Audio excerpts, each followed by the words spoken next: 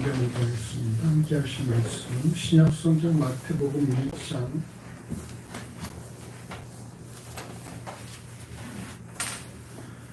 마태복음 1장 24절과 25절 24절과 25절 말씀 우리가 함께 합독하시겠습니다. 신약성경 2쪽 전으로 있습니다. 24, 25절입니다. 요셉이 잠을 깨어 일어나서 주의 분부대로 행하여 아내를 데려왔으나 아들을 낳기까지 동침치 아니하더니 마음의 이름을 예수라 하니라. 또 한 번 더 보겠습니다. 누가복음 1장 45절에서 53절까지입니다. 제가 45절을 공부합니다. 믿은 여자에게 복이 있도다. 주께서 그에게 하신 말씀이 반드시 이루리라. 마리아가 가로되 내 영혼이 주를 찬양하며 내 마음이 하나님 내 구주를 기뻐하였음은 그 대집 중에 비천함을 돌아보셨습니다. 그러나 이제 후로는 만체의 나를 복이 있다 일컬으리로다. 능하신 이가 큰 일을 내게 행하셨으니 그 이름이 거룩하시며 그 말씀이 두려워하는 자에게 대대로 이르는도다. 그의 팔을로 힘을 보이사 마음의 생각이 교만한 자들을 흩으셨고 권세 있는 자들을 그 위에서 내리치셨으며 비천한 자를 높이셨고 죽이는 자를 좋은 곳으로 배불리셨으며 부자를 공수로 보내셨도다. 아멘. 마태는 유대인들을 대상으로 예수가 하나님께서 약속하신 메시아, 즉 그리스도라는 사실을 널리 알리고자 이 복음서를 기록했습니다. 이 마태복음 1장 1절은 유대인이 자신의 조상으로 인정하고 자부심을 가졌던 아브라함과 다윗의 자손 예수 그리스도의 세계라고 한 이후에 족보를 기록하는데 그 내용에 대해서 여러분 17절에 마태복음 1장 17절에 보시면은 같이 한번 읽어보실까요? 17절입니다. 1장 17절 그런즉 모든 대수가 아브라함부터 다윗까지 14대요 다윗부터 바벨론으로 이거할 때까지 14대요 바벨론으로 이거한 이후부터 그리스도까지 14대더라. 이 그리스도의 족보를 여러분 3등분을 해서 아브라함부터 다윗까지가 14대고 또 다윗서부터 바벨론 포로 잡혀갈 때까지 14대고 바벨론 포로 잡혀간 이후에 그리스도까지 14대다 이렇게 기록을 합니다. 근데 여러분 한번 시간 될 때 한번 이거를 살펴보시면 아브라함 때부터 다윗까지 14대가 맞는데 다윗부터 바벨론 이거할 때까지 13대가 됩니다. 그리고 바벨론 이거에서부터 예수까지 또 14대가 맞지요. 근데 왜 13대인데 14대라고 했느냐? 그럼 이것은 이 예수가 다윗의 자손이라는 사실을 애써 증명하기 위한 그런 표현이라는 거예요. 다윗이라는 그 철자를 숫자를 합하면 그게 14가 나온다고 합니다. 그래서 14, 다윗의 숫자에 맞추기 위해서 13임에도 불구하고 14이다 이렇게 기자가 마태가 기록했다는 것이죠. 그리고 이것이 또 3으로 등분했다는 거. 3이라는 숫자가 뭡니까? 유대인 완전 숫자잖아요. 그러니까 완전 수 3에다가 또 다윗의 숫자 14를 3번씩 이렇게 한 그런 족보를 내놓고 있다는 것입니다. 특이한 점이 여러분 뭘까요? 특이한 점? 예수의 그 특이한 점이 기억나십니까? 그 고대 사회에서 여인은 족보에 들어갈 수 없음에도 불구하고 이방 여인 가나안 여인이죠. 이방 여인 핵족속 다말과 라합, 가나안 여인 라합 그리고 가늠한 여인 바세바 그리고 어린 나이에 정혼한 상태에서 남편의 아이가 아닌 다른 성령의 아이를 뵌 마리아 이런 여인들이 족보에 기록되어 있다는 거예요. 여러분 굳이 이 아브람부터 다윗에 이르기까지 여인들을 족보에 넣는다면 누가 들어가면 더 우리가 합당할 거라 생각합니까? 경제 아브라함부터 다윗에 이르기까지 굳이 여인을 넣어야 된다 족보에다가. 그럼 누가 들어가야 될 거라고 생각해요? 사라가 들어갈 수 있겠죠. 왜? 아브라함의 아내이고 이삭의 어머니니까. 또 누가 들어갈 수 있겠어요? 이스라엘의 12민족을 만들어낸 근데 혁혁한 공을 세운 이삭의 부인 리브가라든지 야곱을 낳았으니까. 아니면 야곱의 처들 라헬과 레아가 들어갈 수도 있겠죠. 여러분 이런 사람들의 이름은 여기 족보에 없다라는 것입니다. 그럼 누가 있습니까? 다말이 누구예요? 자기 시아버지 유다가 아들 둘이 죽자 막내 아들은 주지 않았잖아요. 다말에게. 엘은 주지 않았다가 엘과 오난이 죽고 마지막에 아이는 주지 않았다가 그러다가 이제 다말이 결국은 시아버지를 속여서 이런 두 아이들을 낳는 그런 역할을 했던 게 다말이지 않습니까? 라합은 가나안 여인이고 바세바 솔로몬으로 낳은 바세바도 우리가 그렇게 점수를 줄 수 있는 여인은 아닙니다. 근데 이런 여인들이 족보에 들어가 있다는 것입니다. 이것은 결국 이방인까지도 구원에 동참시키시려는 하나님의 그런 넓은 구원의 계획이 이미 세워져 있다는 것을 우리에게 보여주고 있다는 것입니다. 또한 예수 족보는 꾸밈이나 찬사가 없이 무슨 용비와 충만한 어린 천왕님처럼 이렇게 막 선대를 막 찬양하고 막 그냥 없는 지적도 막 드러내고 하는 것이 아니라 그냥 꾸밈 없이 그대로 흉이면 흉 그대로 흠이면 흠 그대로 다 드러냈다라는 것입니다. 분명한 사실은 마태는 이 족보를 통해서 예수가 바로 하나님께서 약속하신 메시아 그리스도라는 사실을 다윗의 자손 메시아라는 사실을 증명하고자 했다라는 것입니다.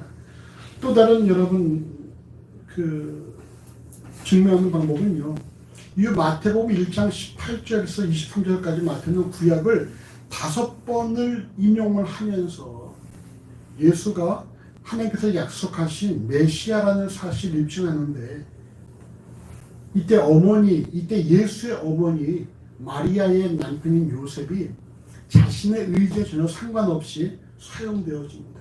여러분 이 오해가 어디냐면요. 1장 22절에 보시면은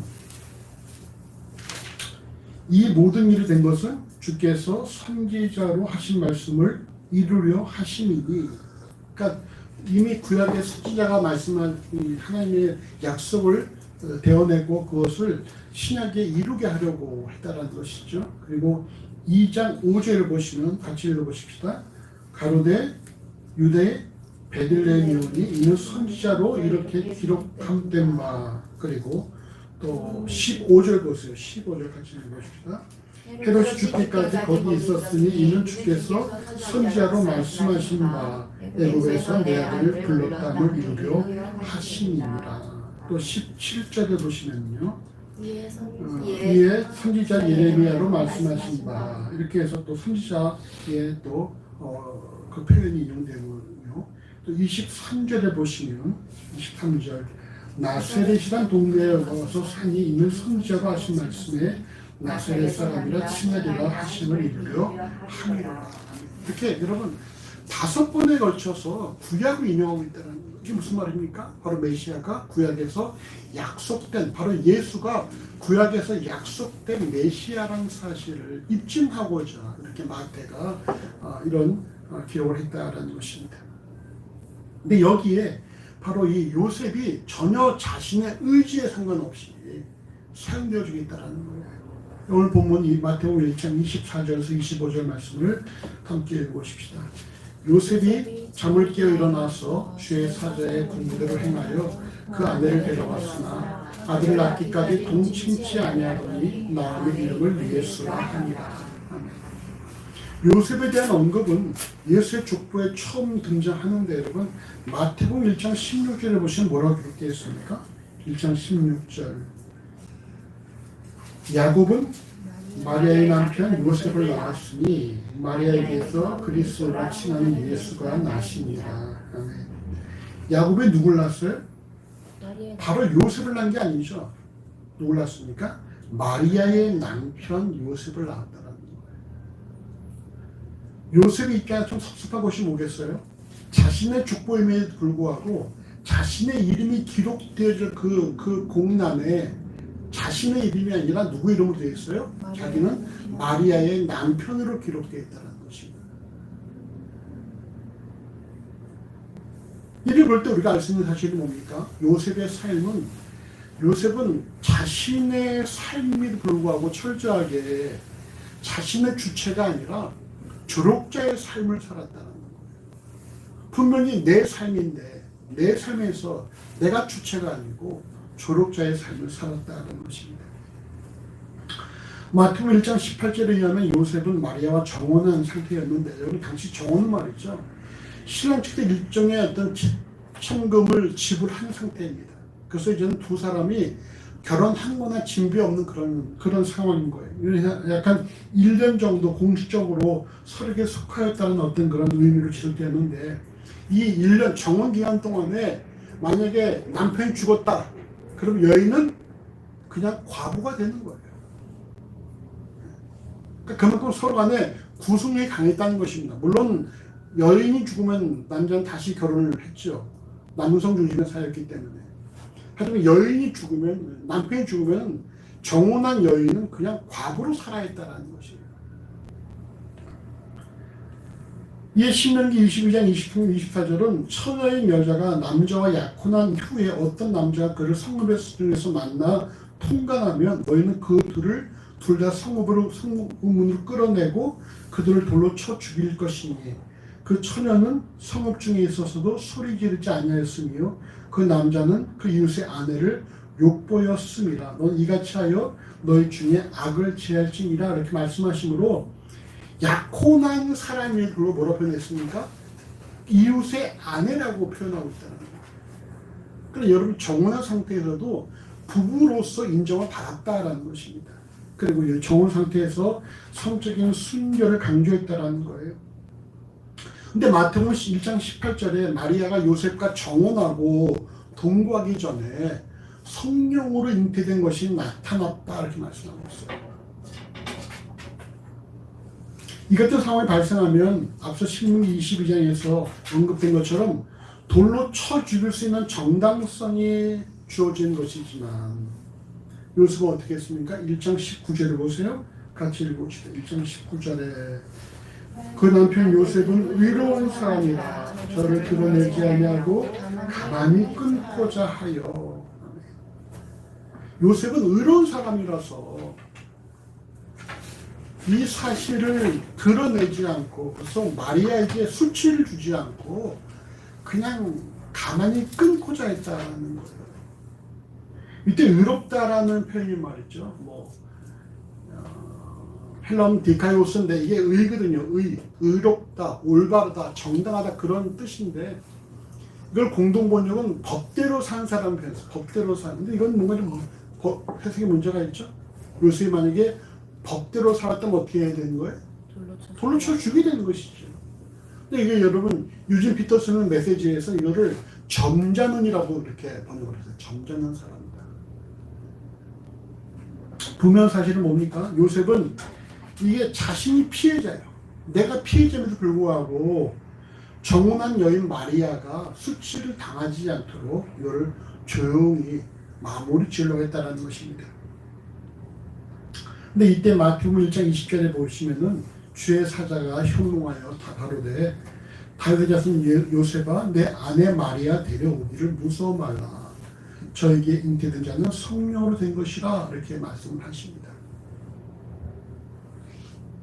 이 말씀을 듣자마자 여러분 오늘 본문 1장 24, 25절에 의하면 요셉이 잠을 깨어 일어나서 주의 사자의 분부대로 행하여 그 아내를 데려왔으나 아들을 낳기까지 동침치 아니하더니 나음의 이름을 예수라 하니라 이렇게 말씀하고 있어요.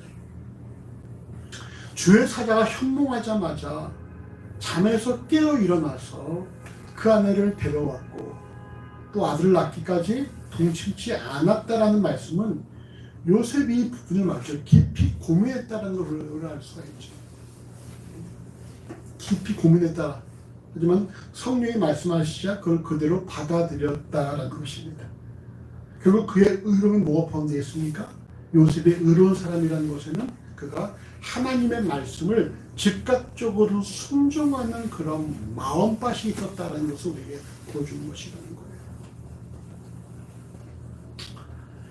그래 여러분, 요셉의 순종은 여기서 그치지 않습니다. 이후 마태복음 2장에서 확실하게 드러나는데, 베들레헴에서 아들 예수의 출생을 목격한 요셉에게 마태복음 2장 13절은 주의 사자가 또 등장합니다. 또 뭐라 말합니까? 요셉에게 현몽하여 가로되 헤롯이 아기를 찾아 죽이려고 하니까 일어나 아기와 그의 모친을 데리고 애굽으로 피하여 내가 내게 이르기까지 거기 있으라, 이렇게 지시합니다. 이제 막 출산한 아내, 그리고 갓난 아이를 데리고 말이죠. 베들레헴에서 애굽까지 가라는 거예요. 이건 지금도 쉽지 않은 일이죠. 우리가 뭐 차가 있고 기차가 있고 비행기가 있는 상태에서도 말이죠. 서울에서 뭐 이제 막 출산된 아이와 또 이제 막 아이를 해산한 그런 부인을 데리고서 뭐 부산으로 간다. 이거 여러분 쉽지 않은 일입니다. 근데 뭐 이 당시에 무슨 뭐 차가 있겠어요? 무슨 뭐 기차가 있겠습니까? 그냥 도보죠, 도보. 근데 이것을 요셉은 이런 천사가 전해주는 그 말 그대로 순종했다라는 거예요. 언제 했습니까? 2장 14절을 보시면 요셉이 일어나서 언제 왔다는 거예요? 밤에 했다는 거예요. 밤중에. 날이 계속 한 것도 아니고 밤에 바로 즉각적으로 움직였다는 것입니다. 요셉이 얼마나 하나님 말씀에 즉각적으로 순종하는 자인지를 알 수 있는 부분이죠. 좀 해가 떠서 가도 되는데 요셉은 그 말을 듣자마자 바로 밤중에 일어나서 그 먼 길을 갔다라는 거예요. 애국까지.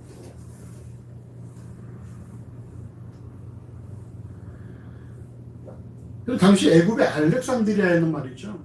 그 유대가 멸망할 때 애굽으로 옮겨갔던 그런 부유한 유대인들이 많이 살았다고 합니다. 그래서 거의 상당히 큰 유대인 그런 어떤 집단지가 구성되어 있었고, 그래서 요셉이 애굽에 가서 사는 데는 별 어려움 없을 것이라고들 얘기를 해요. 또 요셉은 기능공 아니에요. 기능공. 요셉의 재주가 뭡니까? 이 손재주가 있잖아요. 요셉은 목수 출신이니까 그거 충분히 자기의 삶의 터전을 만들 수 있는 그런 상황이 되는 것이죠. 그러니까 요셉이 애굽에 가서 지내기는 결코 어렵지 않을 것이다라고 그렇게 늘 학자들은 주장을 합니다. 근데 이후 마태복음 2장 20절을 보시면은 주의 사자가 또 요셉에게 나타납니다. 그래서 뭐라 말합니까? 일어나 아기와 그 모친을 데리고 이스라엘 땅으로 가라. 아기의 목숨을 찾던 자들이 죽었다. 이렇게 말씀하시는 거예요. 그러니까 요셉은 또 거기서 그 말 듣자마자 바로 21절에 요셉이 일어나 아기와 그 모친을 데리고 이스라엘 땅으로 들어오니라, 이렇게 말씀하고 있어요. 요셉이 애굽에서 자신이 일본 터전을 다 포기하고 또 천사의 말에 들어서 다시 이스라엘로 돌아왔다는 것입니다. 이 모든 일들이 바로 앞서 언급한 구약의 예언을 성취하고자 요셉에게 주의 사자가 현몽하였으며, 요셉은 주의 사자의 말씀에 즉각적으로 다 순종했다는 사실이에요. 전혀 아까워하지 아니하고 자신의 어떤 그런 귀찮음도 다 무시하고 말이죠. 자신 힘든 도 다 무시하고 그저 천사가 요구한 대로 즉각적으로 다 순종했다라는 것입니다. 이후 요셉에 관한 언급은 누가복음 2장 41절 이하에 6월절을 맞이해서 예수와 함께 예루살렘에 올라간 내용이 기록되었는데, 그때는 예수의 나이가 12살이었다라고 누가복음 2장 40절을 말씀합니다. 그렇다면 약 10년간 주의 사자에 의해 자신의 역할을 충실히 감당했다라는 것입니다. 요셉은 10년 동안에 아이가 태어나고 애국으로 내려가고 애국에서 살다가 다시 또 예루살렘을 베들레헴 돌아오고 나세렛에서 돌아오고 말이죠. 10년 동안 이 일을 쭉 해왔다라는 거예요.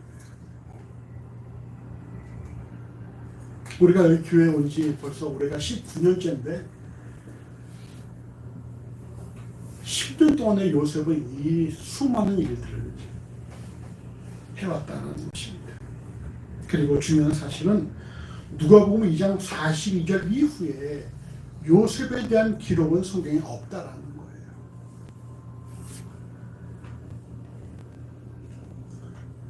근데 마가복음 6장 3절에 사람들이 예수를 칭할 때 뭐라고 칭했습니까? 이가 누구의 아들이다? 목수의 아들? 마리아의 아들이 아니냐 이렇게 말했어요. 마리아의 아들 목수가 아니냐 이렇게 말했다는 것입니다. 당시 여러분 우리가 어떻게 표현했습니까? 누구누구의 아들이라고 표현할 때는 그래서 아버지 이름 불렀죠. 대표적인 게 여러분 바요나 아니에요. 바요나 시몬. 바라는 것이 아들이라는 것입니다. 요나의 아들 시몬아.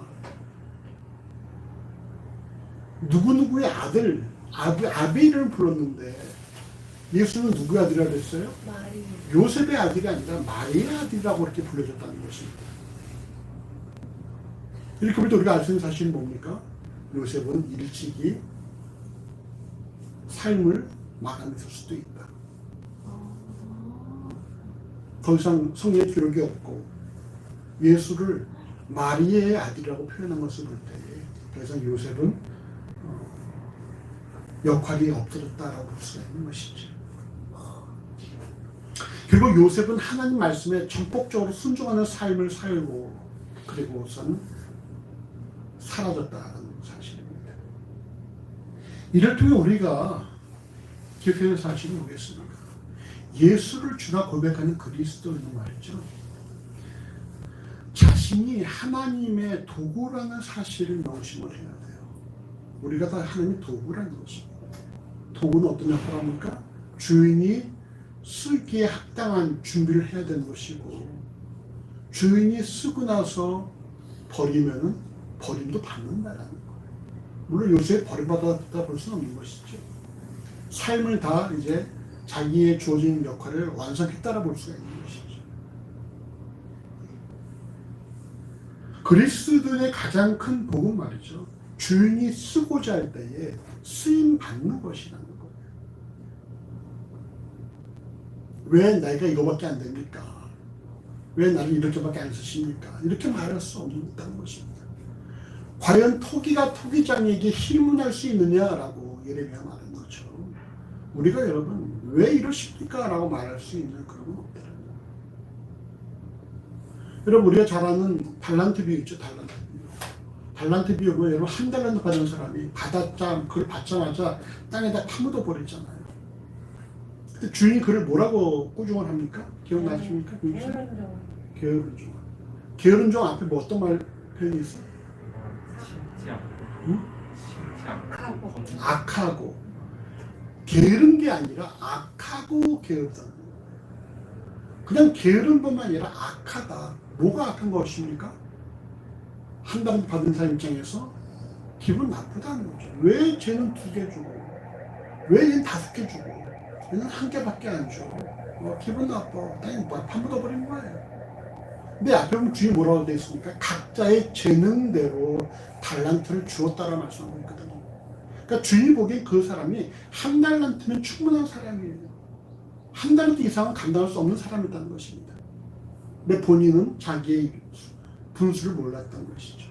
한 달란트를 기분 나빠했고 그것을 파묻은 결과 주인으로부터 악하고 게으른 종이라고 하는 평균을 들었다는 것입니다. 반면에 2개 받은 사람이 4개 남기고 5개 받은 사람이 10개 남겼을 때 주인은 어떻게 칭찬합니까? 둘 다 똑같이 칭찬합니다. 내가 작은 일에 적은 일에 충성하였으니 똑같이 칭찬하고 있다는 거예요. 여러분 4개와 10개는 6개 차이잖아요. 한 달란트는 큰 숫자거든요. 1000데나리온. 1데나리온이 노동자 하루 품삯이에요. 그럼 여러분 1000데나리온은 1000일 3년 동안 일해야 받는 그런 삭신입니다.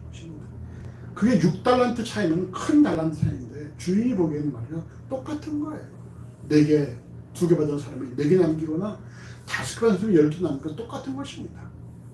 만약에 1개 받은 사람이 열심히 일해서 2개 남길 때 뭐라고 그렇게 했습니까? 그 역시 10개 남긴 사람은 동일하게 착하고 충성된 종에게 칭찬을 받을 수가 있겠죠. 우리가 늘 명심할 것이 뭐냐면요. 우리는 한 달란트일 수 있다는 사실이에요. 나는 한 달란트 받은 사람일 수 있다. 그럼 우리가 남의 것을 욕심내지 않습니다.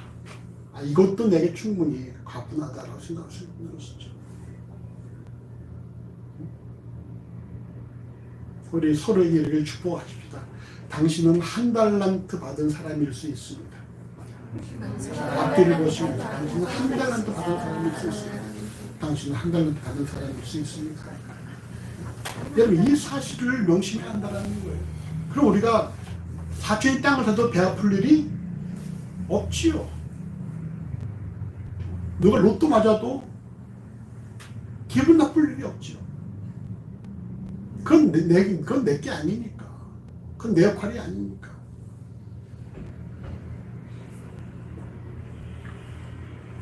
누가 하나님께 쓰임을 받습니까? 주어진 일에 대해서 욕심내지 않고 즉각적으로 순종하는 바로 이들이 하나님께 쓰임받는 그런 하나님의 일꾼이라는 것입니다. 그 다음 또 보시겠습니다. 누가복음 1장 45절에서 50절 같이 읽어보십시오.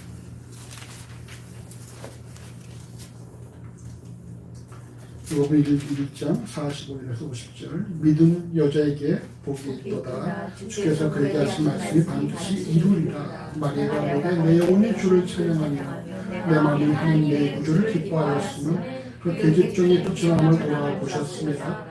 보라 이제 후로는 만세의 날을 복이 있다 일컬으리로다. 능하시니가 큰 일을 내게 행하셨으니 그 이름이 거룩하시며 공의하시니 두려워하는 자에게 대로 이르리로다. 아멘. 예수를 출산한 마리아의 나이는 말이죠. 당시 12세에서 18세 사이라고 하는데 이 알마, 처녀라는 뜻, 알마라는 히브리어가 12세에서 많으면 18세까지 보고 있어요. 그러니까 지금 민기가 몇 살이지? 19살. 너보다 어린 나이일 수 있는 것이지. 너와 비슷하거나. 우리가 생각에 아직도 어린 소녀잖아요. 민기가 우리가 볼 때 얼마나 귀엽고 어린 소녀입니까? 근데 이런 마리아에게 이 어린 소녀에게 1장 26절을 보시는 말이죠. 천사 가브리엘이 하나님의 보내심을 받아 네가 잉태하였다 이렇게 소식을 수태를 고지합니다. 이게 누가복음 1장 34절에 마리아가 나는 사내를 알지 못하는데 어떻게 이런 일이 발생할 수 있습니까? 라고 묻자 마리아에게 천사가 성령으로 잉태되었다라고 누가복음 1장 35절에서 밝힙니다. 여러분 이런 상황이 만들어지면 어떻게 하겠습니까? 아직 사내를 경험해 보지 못한 10대 초중반의 소녀가 성령으로 잉태되었다라는 소식을 들었다. 더더군다나 지금 마리아가 어떤 상황이에요? 정혼한 상태예요. 정혼한 상태. 이것이 알려지면 돌에 맞아 죽을 수 있는 상황이 발생한다는 것입니다. 이런 상황에서 우리 어떻게 이걸 받아들일 수 있겠어요? 어떻게 받아들일 수 있을까? 무섭고 두렵지. 무섭고 두렵지.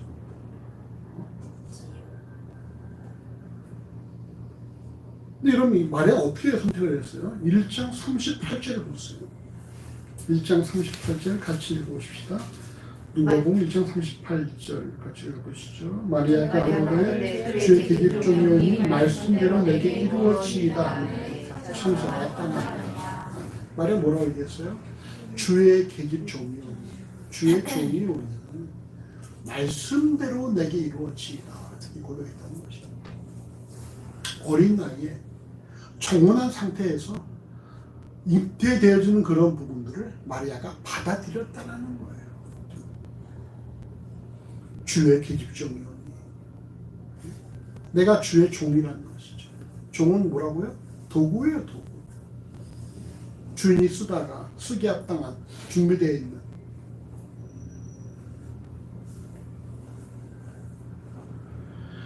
앞서 우리가 살펴본 것처럼 이 사실을 알게 된 정혼한 요셉이 가만히 끊고자 한 것을 볼 때에 마리아는 자신의 신변에 발생한 이 일을 모색과 의논하지 않고 그냥 독단적으로 결정한 것으로 볼 수가 있죠. 이후 친족 엘리사벳도 잉태한 지 6개월이 되었다는 소식을 접한 마리아가 엘리사벳을 찾아갑니다. 그래서 문안하죠. 그러자 누가복음 1장 42절에서 45절 사이에 엘리사벳은 마리아와 복 중에 아이가 복이 있다는 사실을 3회에 걸쳐서 고백을 합니다. 특별히 오늘 본문 누가복음 1장 45절에 같이 보실까요? 1장 45절 믿는 여자에게 복이 있도다. 주께서 그에게 하신 말씀이 반드시 이루리라. 믿은 여자의 복이 있도다. 이 말씀은 성령으로 잉태되었다는 사실을 받아들인 말에게 주는 축복이에요. 네가 참 이게 감당하기 힘든 일일 수 있지만 어린 나이에 정혼한 상태에서 성령의 잉태라는 것이 참 두렵고 떨리는 일일 수 있는데 이걸 그걸 받아들였으니 네가 복이 있는 사람이라는 것입니다. 믿음 여자의 복이 있다는 구절은 진리지만 정작 마리아가 승리하는 어떤 복을 받았는지 우리가 살펴볼 필요가 있는 것이고 분명한 사실은 뭡니까? 어린 정혼한 소녀 마리아는 자신의 몸에 성령으로 잉태가 이루어졌다는 사실을 믿음으로 받아들였고 이 사실을 알게 된 친족 엘리사벳은 마리아를 향해서 믿은 여자에게 복이 있다 이렇게 축복했다는 거예요. 여러분 믿는 자에게 복이 있습니다. 믿으십니까? 믿는 자에게 복이 있습니다. 그 믿음의 내용이 전혀 우리가 예상할 수 없고 우리가 받아들이기 힘들고 이건 말도 안 돼 라고 생각될지라도 그리스도 안에서 아멘으로 화답하고 받아들이는 사람에게 여러분 복이 있다는 거예요. 이 오늘 본문을 포함하는 누가복음 1장 46, 55절에서 캐톨릭 교회에서 자주 사용하는 이 매그니피켓이라는 그런 마리아 성가가 등장을 합니다. 그 내용이 뭡니까? 자신의 삶에 성령으로 아이를 잉태하게 하신 하나님을 찬양하며 자신의 영혼이 이를 통해 기쁘고 앞서 엘리사벳이 축복한 것처럼 이제 후로 만수의 날을 복이 있다 일컬 것이라는 그런 고백이에요. 마리아가 말이죠. 자신의 잉태된 사실을 기뻐하고 있다는 거예요. 내 영혼 주 찬양함은 주께서 내 삶 가운데 큰 일을 행하셨기 때문입니다. 내가 이후로는 만수의 진실로 복 있는 영이 될 것이다. 이렇게 하면서 말이죠. 마리아가 너무나 그 사실을 기뻐하며 받아들이고 있다는 것입니다. 과연 무엇이 더 마리아를 기쁘게 할까? 정혼한 상태에서 남편도 알지 못하는 아이를 잉태했다는 사실에 과연 그렇게 기쁠 수 있을까? 어떻게 생각해, 민경아? 너무 싫어요. 그래. 즉각적으로 나오는 거야. 너무 구시대적인 발상이에요. 어떻게? 구시대적인 말. 형은 어떻게 생각해? 굉장히 마음을 이해합니다. 이 도대체 말이야 이게 진짜 우리가 생각할 때 이게 마리아가 복 받은 게 맞아요? 맞대요. 아니라고 하는 거 같아요. 아니라고 하죠.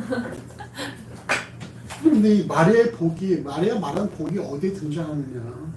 그 다음 보십니까? 누가복음 1장 51절 53절 같이 보시죠. 그의 발로 힘을 보이사 마음의 생각이 교만한 자를 흩으셨고 권세 있는 자를 그 위에서 내리치셨으며 비천한 자를 높이셨고 줄이는 자를 좋은 것으로 배부르셨으며 부자를 홍수로 보내셨도다. 아멘. 마리아는 자신에게 발생할 사건을 말이죠. 사무엘의 어머니 한나와 동일시한 것으로 보여집니다. 한나가 누군지 알죠? 왜 그러냐? 한나가 누구예요? 사무엘의 엄마. 한나가 아이가 없었잖아요. 아이가 없어서 이 자식 있는 분인나에게 끊임없이 멸시와 고를 받았지 않습니까?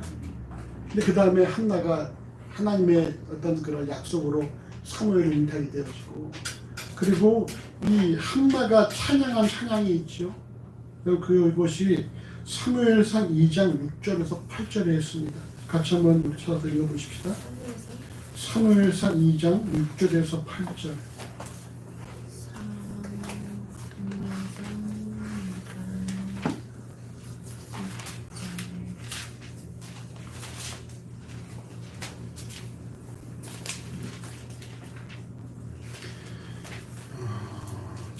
성경 410쪽 사무엘상 6, 7, 8절 같이 읽어보시죠.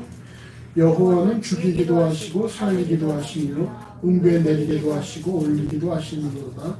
여호와는 가난하게도 하시고 부하게도 하시며 낮추기도 하시고 높이기도 하시는도다. 가난한 자를 빈토에서 일으키시며 빈핍한 자를 거름돈 위에서 드사 귀족들과 함께 앉게 하시며 영광의 위를 차지하게 하시는도다. 땅의 기둥들은 여호와의 것이라 여호와께서 세계를 그 위에 세우셨도다. 아멘. 여러분, 이 마리아의 찬송이 이와 비슷합니다. 여러분, 오늘 본문 51절에서 53절을 보시면요, 그의 발로 힘을 보이사 마음의 생각 교만한 자들을 흩으셨고 권세 있는 자를 그 위에서 내리치셨으며 비천 자를 높이셨고 줄이는 자를 좋은 것으로 배부르셨으며 부자를 공수로 보내셨도다. 무슨 말입니까? 창조주요 주권자이신 하나님께서 교만한 자와 권세 있는 자와 부유한 자들을 낮추시고 겸손하며 약하며 가난한 자들을 높이신다는 그런 고백이에요. 실로 사무엘의 어머니 한나도 말이죠. 무자하여서 그렇게 구박과 멸시를 받는 상태에서 사무엘이 출산한 이후에 그의 삶을 하나님께서 높여 주셨기 때문입니다. 이에 마리아 또한 자신을 통해 성령으로 인기된 아이가 출산할 것이라는 하나님의 계획을 믿음으로 받아들임으로 하나님께서 나를 높여 주실 것이라고 믿었다라는 거예요. 물론 마리아는 생전에 자기 아들이 십자가 처형을 목격하는 그런 모습이 있었고 또 그 아들 야고보도 처형당하지 않습니까? 근데 오늘날 많은 사람들에게 마리아는 또 인정을 받는 존재가 된 것이죠. 이처럼 하나님께서는 빌립보 2장 8절 이하에서 죽기까지 복종하신 예수 그리스도를 모든 기름 위에 뛰어난 기름을 세우신 것처럼 믿음으로 순종한 자들을 높이 세우시고 또는 아무 육체라도 자랑하지 못하게 하시려고 세상에 미련한 것들을 택하사 지혜인 자들을 부끄럽게 하려 하시고 세상에 약한 것들을 택하사 강한 것들을 부끄럽게 하려 하시며 세상에 천한 것들과 멸시받는 것들과 없는 것들을 택하사 있는 것들을 폐하려 하려 하신다고 고린도전서 1장 27절 29절 말씀하고 있습니다. 그러므로 예수를 주라 고백한 그리스도인은 오늘 우리가 살펴본 요셉과 마리아처럼 하나님의 말씀이라면 우리가 이해가 잘 되지 않고 내 인간의 머리로는 그걸 우리가 해를 수 없을지라도 그걸 믿음으로 받아들여야 한다는 거예요. 우리가 지난 이사야를 통해서 너희 생각은 내 생각과 다르다는 여호와의 말씀을 들었잖아요. 내 생각은 너희 생각과 다르고 내 길은 너희 길과 다르다. 우리에게 가장 큰 우가 어디서는 뭐라 그랬어요? 자꾸만 인간들이 자기가 살아온 방식으로 하나님을 이해하려고 덤벼든다는 거예요.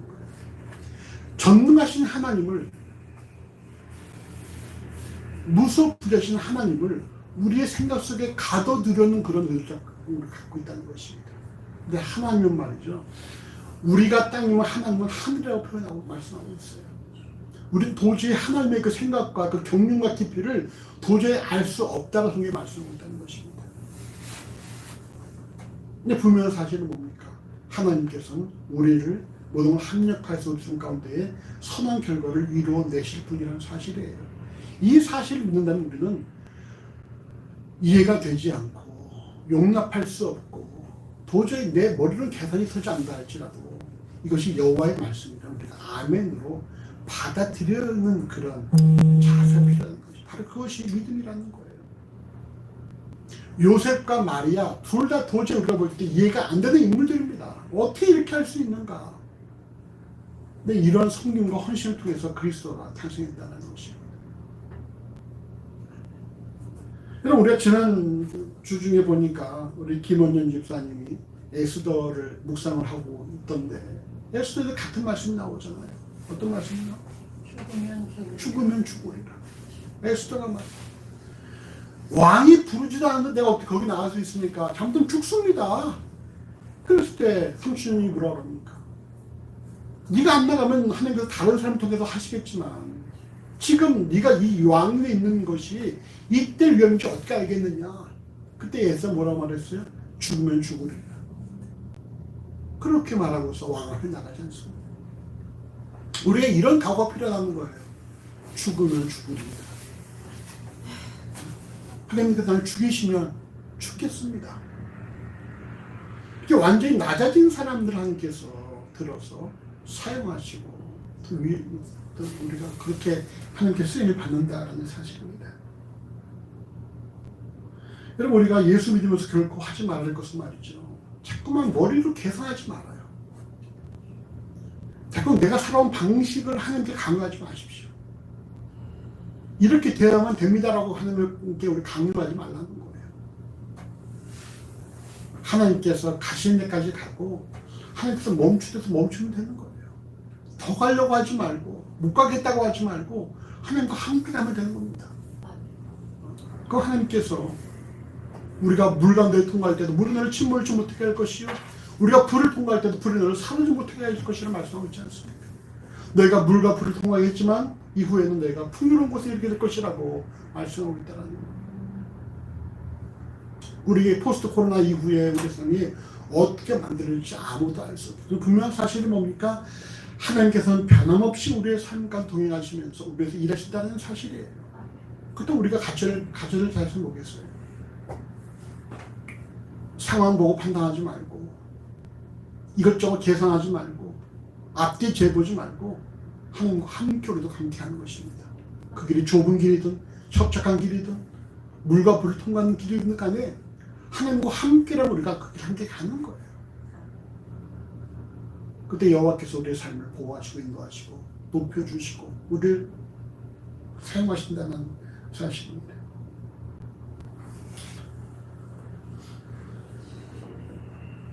베드로서 2장 2절에 하나님의 능하신 손 아래에서 겸손하라. 때가 되면 너희를 높이시리라 이렇게 말씀하고 있어요. 결국 교만하지 말고 하나님께서 높이실 때까지 여러분 겸손히 여호와의 말씀에 복종하고 순종하는 삶을 살아가시기 바랍니다. 우리말에 그런 말이 있죠. 빈 깡통이 일어나고 익은 별수록 고개를 숙인다. 하나님께서는 교만한 자를 물리치시고 겸손한 자에게 은혜를 주시더라고 야고보서 4장 6절에 말씀하고 있습니다. 우리는 본문을 통해서 점검해야 될 사실은 우리에게는 생소할 수 있지만 예수 그리스도는 다윗의 자손이라는 거예요. 이래서 굳이 예수의 족보를 다윗 철자의 수인 14를 3회 거듭 반복해서 족보를 기록했고 구약 성경이 예언한 메시아라는 사실을 입증하기 위해서 5회에 걸쳐서 구약의 예언과 이에 따른 신약의 성취를 기록했다는 사실입니다. 지금도 예수가 메시아가 아니다라는 사람을 주장하는 사람들이 있죠. 예수는 선지자 중에 한 명이다라고 말하는 사람이 있어요. 여러분의 친구도 그렇게 그때 나한테 말한 걸로 기억하는데 여러분 예수는 결국 선지자 중에 한 명이 아니라 예수가 바로 약속의 그 다윗의 자손 메시아라는 사실, 그리스도라는 사실입니다. 두 번째로 예수를 주로 고백하는 그리스도는 각자 나름대로 역할이 있다는 것입니다. 비록 그 역할이 내가 원하지 않는 것이라 할지라도 나와 맞지 않는 것이라 할지라도 자신이 하나님의 종의 신분이라는 사실을 명심해서 우리가 온전히 순종함으로 하나님의 계획에 동참을 해야 할 것입니다. 오늘 본문을 통해 살펴본 바와 같이 요셉과 마리아가 자신의 입장을 생각하고 계산했다면 여러분 하나님의 계획을 차질을 빚을 수도 있었을 것입니다. 그러나 요셉과 마리아가 온전히 하나님의 말씀에 순종함으로 말미암아 하나님께서 일하시니 하나님의 계획이 순조롭게 잘 진행되었다는 사실입니다. 우리가 계산하지 맙시다. 이것저것 따져보지 맙시다. 하나님 말씀이라면 아멘으로 우리가 화답을 하고 복종하면 살아야 한다는 거예요. 그것이 믿음 있는 그리스도의 모습이라는 삶이라는 것입니다. 그래서 하나님께서는 이처럼 교만한 자를 낮추시고 겸손한 자를 높이신다는 사실입니다. 어린 소녀 입장에서도 임에도 불구하고 성령의 잉태 사실을 마리아가 받아들이며 기뻐하고 자신이 복을 받았다라고 그렇게 찬양하고 외쳤던 이유는 하나님께서 겸손하고 가난하며 약한 자들을 들어서 사용하시고 높이신다는 사실을 한나를 통해 알았기 때문입니다. 하나님 지금도 겸손하고 가난하며 약한 자들을 통해 일하시고 또 그들을 높이십니다. 이유가 무엇입니까? 아무 육체도 자랑하지 못하게 하시려고.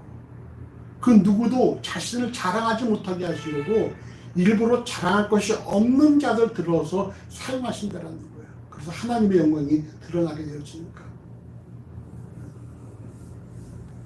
우리가 기도원 용사에도 본 것처럼 말이죠. 300명 아직도 너무 많다. 보낸 이유가 뭐예요? 하나님의 일하심이 증명하기 위해서 하는 만 명 넘는 사람들을 다 돌려보내고 300명만으로 싸우신 이유는 오직 하나라는 것입니다. 너희가 싸운 것이 아니라 내가 싸웠다. 너희 숫자로 이긴 것이 아니라 내가 싸웠다는 사실을 하나님께서 그들에게 증명하시기 위한 것이죠. 하나님 그래서 지금도 이런 사람들을 찾고 계십니다. 여호와의 말씀이라면 비록 7배로 뜨거운 풀무풀이라 할지라도 여호와의 말씀이라면 들어갈 수 있는 그런 자들, 여호와의 말씀이라면 굶주린 사자가 있다 할지라도 들어갈 수 있는 그런 자들한테 지금도 찾고 계시다는 거예요. 그를 통해 하나님 역사하시고 그를 통해 하나님의 일을 하시는 일이 드러나게 될 것입니다. 우리가 항상 자신의 연약함과 내가 한 달란트의 삶일 수 있다는 사실을 인정한 가운데 남의 것들 욕심내지 말고 하나님께서 높이실 때까지 겸손함으로 그 아래에서 말씀에 복종하는 삶을 살아보십시오. 하나님께서 때가 되면 그들을 들어서 사용하실 것입니다. 우리 모두가 다 주께 쓰임받는 복된 삶이 되어지시기를 간절히 주의 이름으로 소원합니다. 기도하십시다. 하나님 감사합니다. 우리가 이 땅을 또 살아가면서 우리의 이제 익숙하지 않고 우리가 계산해 볼 때 도저히 답이 나오질 않고 우리가 살아온 그런 방식을 통해 볼 때 도저히 용납할 수 없는 그런 상황이 발생할 수도 있겠지만 우리가 그럴 때마다 여호와의 말씀에 귀를 기울이게 하시고 여호와의 말씀 경주에 우리가 엎드릴 수 있도록 인도하시기를 하나님 간절히 소원합니다. 요셉과 마리아가 도저히 인간적으로 용납할 수 없음에도 불구하고 그분들 다 용납함으로 정말 하나님께 쓰임을 받은 것처럼 우리 역시 이 땅을 살아가면서 우리가 한 달란트 인생일 수 있다는 사실을 인정하는 가운데 우리가 우리 삶 욕심내지 않게 하시고 남의 것도 우리가 정말로 부러워하지 않도록 만들어주시고 각자에게 주어진 삶을 주께서 들어 사용하시기까지 우리가 제 말씀에 복종하며 겸손히 살아갈 수 있는 그런 마음들을 보여주시기를 하나님 간절히 소원합니다. 그래서 하나님께 우리를 들어 쓰실 때 정말로 하나님께서 기쁘게 사용하시는 그런 복된 삶 될 수 있도록 아버지 인도하여 주시옵소서.